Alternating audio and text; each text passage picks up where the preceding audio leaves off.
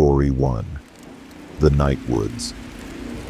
I was doing late night deliveries during this particular shift. When I worked this job, I lived in the Poconos. It was very rural up there. I often found myself driving down roads surrounded by nothing but trees, just like this night. Only it was dark and foggy this time. I was driving down a shortcut to town that I had taken many times before when I slammed on the brakes. Someone had jumped out from the bushes onto the road. The sickening bump and thump from the front of the car confirmed that I had hit the person. I put my hand to my forehead, cursing to myself. I couldn't believe what just happened. I just hit a person.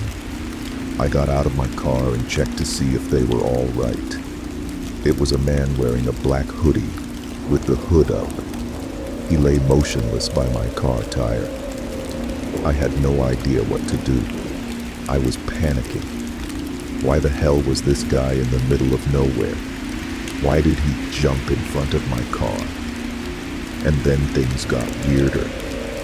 I could hear a scream for help, coming from the woods to the left of me. Somebody was in trouble. I looked at the man I hit with my car. He was still on the ground, motionless. I'll only be gone for a minute, I figured. For whatever stupid reason, I thought it was okay to leave the man behind and go into the woods. I moved in the direction I heard the scream, hoping to hear another. But it was just total silence, except for the night creatures making their sounds. "Where are you?" I yelled out. It was at that moment I heard the sound of a foot crushing the leaves on the ground. I turned in the direction of the sound and, even in the dark and foggy weather, I could still make out the figure of somebody hiding behind a tree opposite me. I ran as fast as I could back to my car, looking back constantly to make sure I wasn't being followed. When I got back to my car, the man I had hit was gone. I didn't stick around to wonder where he went. I just got back in my car and sped off down the road. My heart was racing the whole drive through, but I still ended up delivering the pizza. I got to the house, and when I rang the bell, a middle-aged woman answered. After paying, I noticed that her eyes focused on something behind me, and then she asked, "They let you guys have delivery partners now?" I was confused and asked her what she meant, and she told me, "You got someone with you in your car." I felt a pain in my stomach as I turned and saw somebody sitting in the back seat of my car. I called the cops using the woman's phone, and they arrived shortly after. But the person in the back seat of my car was already gone.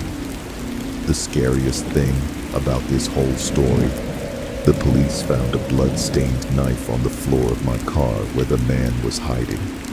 This memory still haunts me every day, and I can genuinely tell you, it's painfully scary just to imagine how things could have turned out if I hadn't made that delivery. Story 2. The Lake House. This happened 4 years ago when I was still in high school. I was told to do my last delivery of my shift. I got in my car, which was a 1999 Camry, perfect for delivering pizzas. I put the address into the GPS on my phone. I lived upstate in the country, so all pizza deliveries were long drives. I remember the sun was starting to set, so it was probably around 7 o'clock, I'd say. After a good 15 minutes of driving through forested dirt roads, my GPS said I had arrived. It was an old little cottage lake house, made almost entirely of wood.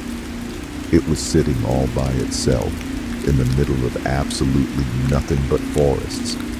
The lawn was completely unkept, as the grass was almost at knee height. I was used to this kind of thing, so I didn't think much of it. I took the pizza to the front door. There was no doorbell, so I knocked loudly on the door frame. Within 10 seconds, I heard the sound of footsteps hitting wood on the inside of the house. The footsteps made it to the door and stopped. I started to feel uneasy. I got the feeling that I was being watched, and that's when I noticed the peephole on the door. "It's the pizza guy," I called out. I heard a low, harsh-sounding voice on the other side of the door telling me to bring the pizza out back. I didn't like the idea of going back there. Something didn't seem right. "Are you sure, sir?" I called out. He didn't answer my question. The sound of footsteps didn't move away from the door, so I had the feeling he was still watching me. I almost found myself walking back to my car, but I decided I didn't want any trouble with my boss. The last time I brought a pizza back, he gave me attitude. So, I reluctantly walked through the uncut grass and around the small house to the back. I remember there was a shed and a little patio back there. On the patio, there was a table with 4 chairs surrounding it. And in one of the chairs, facing away from me, I saw the head of somebody sitting in the seat. I began walking over and said, "Excuse me," but the person didn't even move an inch. "Excuse me," I said again, louder. Then, from behind me, I heard, "Over here." I turned around to see a man poking his head out from the corner of the house, looking at me with a crazed smile. "Come over here. I want to show you something." I freaked out, turned around, and ran around the house in the opposite direction, back to my car for some reason, still holding the pizza. I got in my car, started it, and got away from there. On my way back to the pizzeria, I pulled over to the side of the road and called the police. Eventually, I was informed that there was no sign of anybody having been in that house for a long time. I quit my delivery job a few days after that. I have no idea what would have happened to me had I gone up to that man. But to this day, I still wish I just turned my head to see who or what was sitting in that patio chair. Story 3. The Old Woman's Smile. I'll never forget this night. The pizza place I worked at was about to close, and I was getting ready to go home when the phone rang. I was working the counter alone that night, so I was taking calls. I picked up the phone. There was complete silence, so I hung up.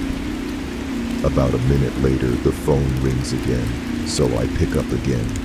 Still silence. I was about to hang up again when I heard the very weak and cold voice of an old woman on the other end. She said she wanted a regular pie delivered. I remained polite on the phone, but on the inside, I was screaming. I just wanted to get home and end my shift. I called out to my boss that somebody was requesting a delivery. He told me I had to go. I was upset at first, but I realized it's another tip, and the old ones usually tip the most, so I decided it was okay. I took down the address and told her it would be there soon, but she had already hung up. I thought that was rude, but I ignored it and yelled to the chef that I needed one regular. My boss told me to just go home after the delivery, as the place would be closed. So, a little before 10 o'clock, I got in my car and put the address into my GPS. The house was 7 miles away. The GPS took me to the quiet side of town. I arrived at the house. It was a small 1-floor house on a very quiet and empty block. I took the pizza and walked up to the door and rang the doorbell. There were no lights on in the house. I hoped that she hadn't given me the wrong address. I rang the doorbell again. There was still no answer. I was about to give up when I turned my head and saw somebody standing at the window. I got a little freaked out and backed up at first, but I eventually got closer to the window to see the person.